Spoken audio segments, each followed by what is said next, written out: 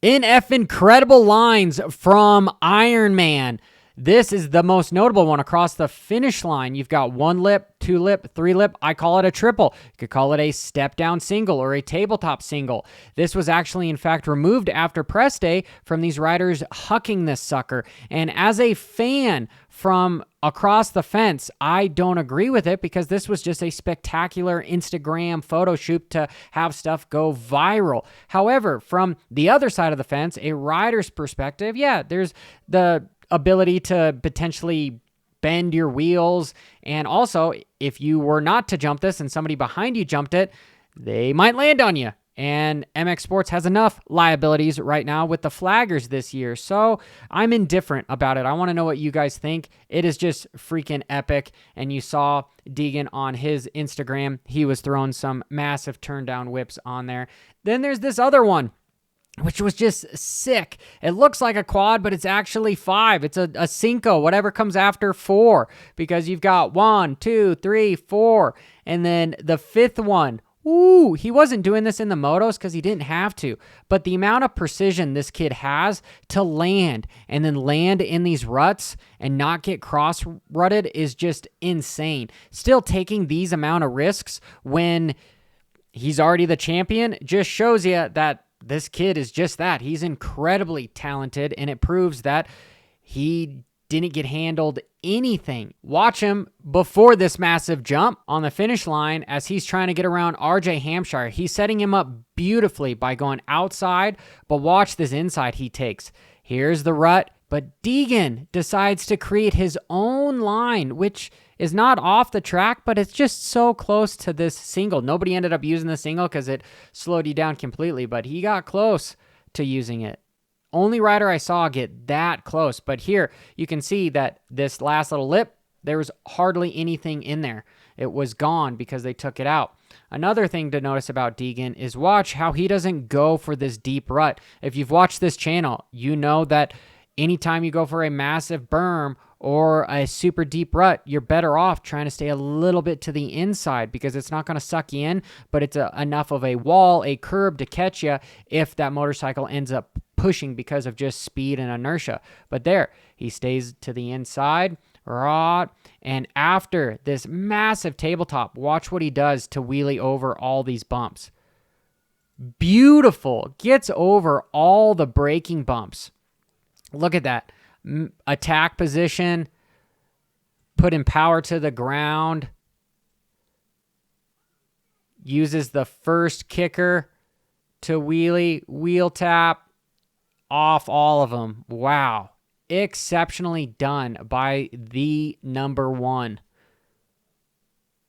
There is some bad blood between Tom Vial and Degan.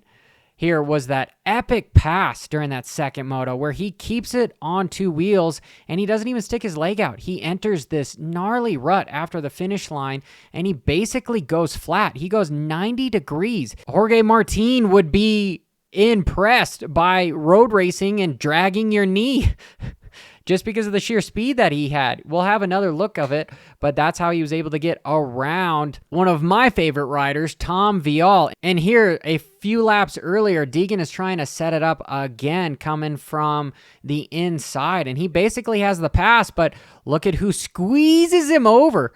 Elbow in, basically no no hard feelings here between these two. Pushes him. Deegan ends up pushing him, gets the pass done, continues to try to push him off the track and slow him down.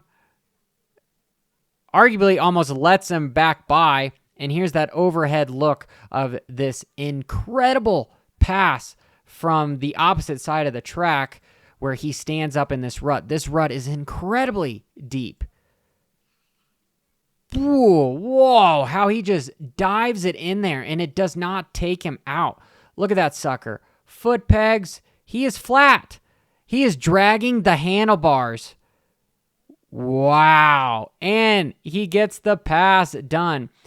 Even Tom Vial gets out of the rut early because he doesn't want to get into all this choppy stuff. He wants to get in the flat stuff that has no bumps available. But just look at that. Wow, incredible. He goes flat, drags the handlebar, and is able to make the pass for the lead. What a statement this young man has made.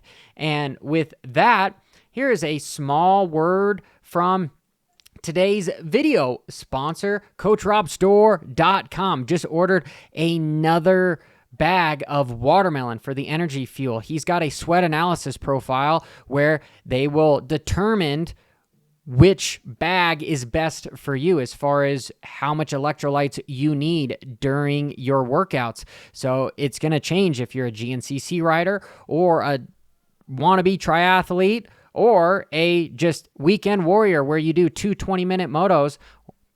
They make everything available to you from light to plus as far as how much calories you are going to need per hour. I abso-freaking-lutely love this stuff. And now the reigning champ, Sexton, he was the only rider I saw in this back section be able to jump all the way over this corner roller.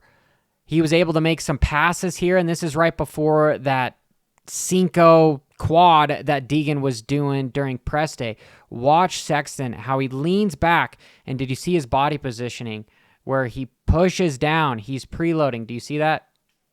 He is pushing that motorcycle to get ready to preload with his legs. This isn't a seat bounce. This is just a preload with the knees. He is pushing the force all the way down to the ground through the foot pegs and then lifting up. And he's able to get over that here at real speed. Woo! And watch him get around AP, where AP still does it incredibly fast, right? He's manualing it, wheeling into the face of it, but just that little preload is helping Sexton get up and over it. And here's a better look at this quad Cinco. I know I keep saying it. Well, these guys are actually quadding it. There's the 5th landing right here. Whew, that's super far out there. And whoa, Justin Cooper. This was gnarly. When he was trying to get around Hunter, watch him come around here and look at how far down he points this motorcycle, because it looks like a 90-degree landing. Look at that. Whoa. Such a steep Glen Helen type landing. If you've never been to Ironman, these hills are no joke, especially this tabletop. And Tomac ending it with a bang. This guy has now said that he wants to not do the MX of Nations, but it would have been well-deserved if he decided to do it.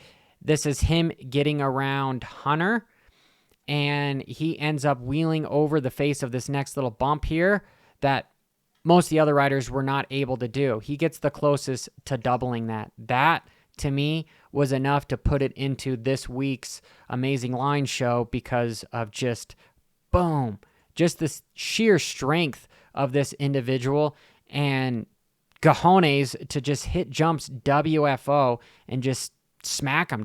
We know that guy rides that bike hard and puts it away wet. This is just a perfect example of him doing just that.